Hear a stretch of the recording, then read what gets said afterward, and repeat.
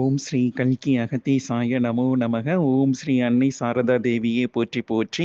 இன்று அத்தியாயம் 10, அதில் இருக்கும் அற்புதமான கருத்துக்கள் அகத்திய மகர்ஷிகளால் எவ்விதம் அருளப்பட்டிருக்கின்றது என்பதை பற்றி சிந்திக்கலாம். அதாவது இப்போ ஆன்மசுரபி அப்படிங்கிறத நம்ம இப்போ சிந்திச்சுக்கிட்டு இருக்கோம் இந்த சாப்டர்ல. ஆன்மசுரபியின் ஆதாரம் என்பது ஒளி மற்றும் ஒளி அலைகளே, அதாவது லைட் மற்றும் சவுண்ட் வேவ்ஸ் தான். இப்போ லைட் என்ன கலர்ல இருக்கும்னு பார்த்தீங்கன்னா பாதரசம் மற்றும் வெள்ளி தான் ஒளி அலைகள், லைட் வேவ்ஸ்.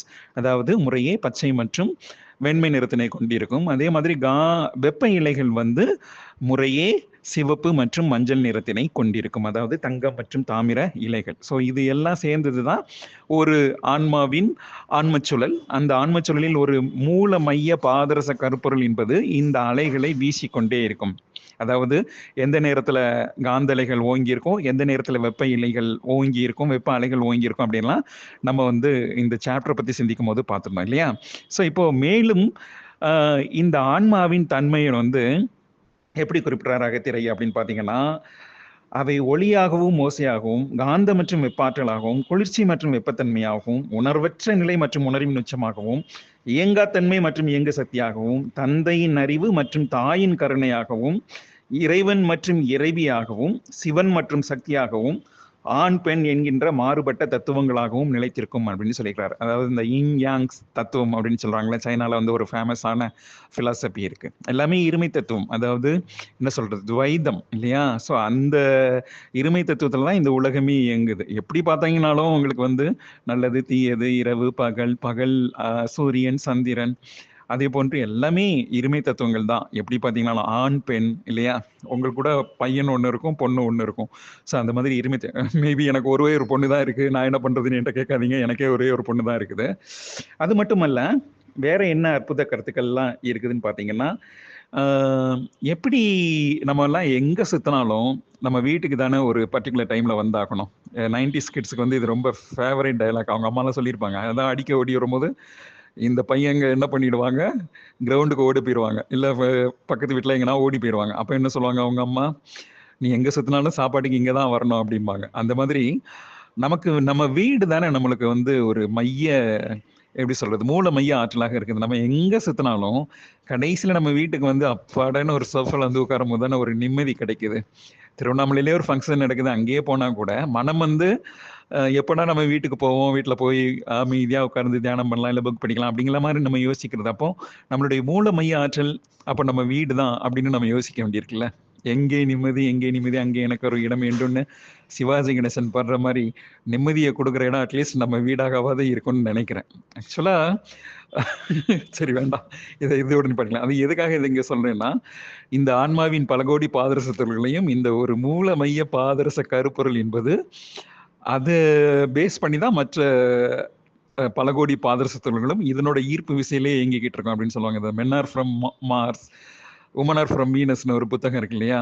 அந்த புத்தகத்துல அற்புதமா சொல்லியிருப்பாங்க. எப்படின்னா, ஆண்கள் எல்லாம் ஒரு எலாஸ்டிக் பேண்ட் மாதிரியாம். எலாஸ்டிக் பேண்ட் மாதிரி அவங்க அப்படியே குடும்பத்தை விட்டு போற மாதிரியும், ஏதோ ஒரு பற்றில்லாத நிலை மாதிரியும், அன்பில்லாத மனைவியோட ஒரு அன்பில்லாத நிலை மாதிரியும் இருப்பது மாதிரி தோன்றினாலும் அவங்க அப்படியே அந்த எலாஸ்டிக் ரப்பர் மாதிரி எக்ஸ்பேண்ட் ஆகி போயிட்டே இருப்பாங்களாம்.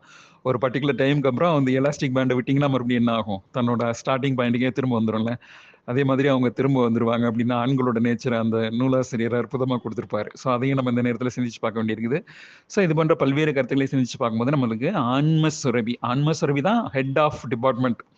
என்ன சொல்றது, பிரசிடென்ட் ஆஃப் இந்தியா இல்லை பிரைம் மினிஸ்டர் ஆஃப் இந்தியா என்ன பணியை ஏற்று மற்றவங்களுக்கெல்லாம் அவங்க ஒரு மூல மைய ஆற்றலாக விளங்குகிறாரோ, அதே மாதிரி ஆன்மசுரபி தான் மற்ற அனைத்து சுரபிகளுக்கும் மூலாதாரம். அப்போ மூலத்தை உணர்ந்து விட்டால் நம்ம அனைத்தையும் உணர்ந்துடலாம்ல. இந்த ஆன்மாவினை உணர்ந்துட்டால் அனைத்தையும் உணர இயலும் அப்படிங்கிறதான் இந்த சாப்டர்ல நம்ம உணர்ந்துக்க வேண்டிய முக்கியமான பாயிண்ட். ரெண்டாவது, இன்னொரு முக்கியமான பாயிண்ட் என்ன சொல்ல விரும்புறேன் அப்படின்னா, திரு அண்ணாமலையார் இன்னைக்கு அற்புதமான அருளுரை கொடுத்திருக்கிறாரு. அது நம்ம லாஸ்ட் ஃபியூ சாப்டர்ஸ்ல நம்ம என்ன பாயிண்ட் செஞ்சிருக்கோமோ, உணர்வினை அறிவினால் இயக்குவது எங்கனம் அப்படின்னு ஒரு கொஸ்டின் கேட்டேன். அதுக்கு ஒரு அன்பு சகோதரி ஆன்சரும் கொடுத்திருந்தாங்க.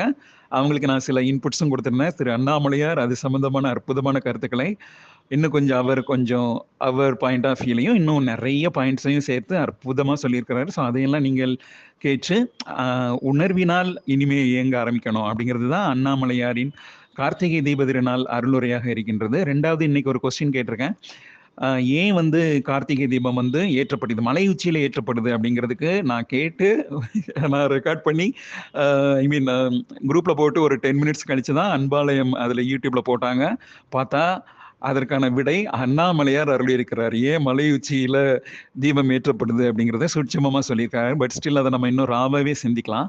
ஸோ ராவான ஆன்சர்ஸ் நான் இன்னும் உங்ககிட்ட இருந்து நான் இன்னும் நிறைய எதிர்பார்க்குறேங்க மாதிரி இது இன்னும் கொஞ்சம் சிந்திக்க வேண்டிய பாயிண்ட் தான். அவர் கொஞ்சம் சூட்சுமமாகவே சொல்லியிருக்கிறாரு. பட் அந்த மலை என்பது எதை குறிக்கின்றது, மலை மீது ஏற்றப்படும் அந்த தீபமானது எதை குறிக்கின்றது அப்படிங்கிறதெல்லாம் நம்ம அவங்க ஐயாவோட அருளுரையிலிருந்து நம்ம எடுத்துக்க வேண்டிய கீ டேக்அவே. அதை அவர் கொடுக்கல. அதை நம்ம தான் கண்டிப்பாக உணர்ந்து கொள்ள வேண்டும் அப்படிங்கிறதான். அதனால தான் அந்த கொஸ்டின் எழுப்பப்பட்டது. அதற்கான ஆன்சரும் இங்கே கொடுத்துருக்காருங்க கேட்கும்போது எனக்கு ரொம்ப சந்தோஷமா இருந்துச்சு. ஒருவேளை நம்ம நம்ம பேசுறது நம்ம பதிகிறது எல்லாமே அவங்க நோட் பண்ணிக்கிட்டு இருக்காங்க. அது சம்பந்தமான செய்திகளையும் நமக்கு வரும்போது ரொம்ப சந்தோஷமா இருக்கு. இது நடக்கும். எப்படி நடக்கும் அப்படின்னா, தியான தவநிலைகள்ல நம்ம ஏதாவது ஒரு பாயிண்ட் கண்டுபிடிச்சு, அது கரெக்ட் தானான்னு யோசிச்சுட்டு இருக்கும்போது, அடுத்து ஒரு 2, 3 நாள்ல அருளுரை ஒண்ணு வரும். அந்த அருளுரையில அது சம்பந்தமான செய்திகள், நம்ம என்ன கண்டுபிடிச்சிருக்கோமோ, அதிலிருந்து அடுத்த ஸ்டேஜுக்கு நம்மள கூட்டு போற மாரி ஒரு செய்திகள் வரும். இது வந்து எனக்கு ரொம்ப நெறைய டைம் நடந்திருக்கு. இது உங்களுக்கும் நடந்திருக்கும்னு நினைக்கிறேன். அப்படி எதுவும் நடந்திருந்தா, எதுவும் எக்ஸ்பீரியன்ஸ் உங்களால ஷேர் பண்ண முடிஞ்சா ஷேர் பண்ணுங்க. இது ஒவ்வொரு நாளுமே எனக்கு நடக்குது. அது ரொம்ப சந்தோஷமா இருக்கும். ஏன்னா, ஓகே நம்ம கரெக்டான பாத்ல போறோம். நம்ம போற பாதை நம்ம பண்ணுகின்ற தவ தியான முயற்சிகள் சரியாகத்தான் இருக்கின்றது. அப்படிங்கிற ஒரு உணர்வு நிலை எனக்கு அன்பாலயம் ஆரம்பிச்ச நாள்ல இருந்தே அந்த செய்திகள கேட்கும்போது எனக்கு நெறைய டைம் இது நடந்திருக்கு. அதையும் இந்த நேரத்தில நான் உங்களுக்கு மிகுந்த மகிழ்ச்சியோடு தெரிவித்துக் கொள்ள விரும்புகிறேன். ஸோ இதுதான் அகத்தியர் ஐயா சாப்டர் 10 என்னும் தலைப்பில் கொடுத்திருக்கும் அற்புதமான கருத்துக்கள். ஸோ மீண்டும் ஒரு சாப்டர்ல சந்திக்கலாம். அனந்த கோடி அன்புகளும், நன்றிகளும்.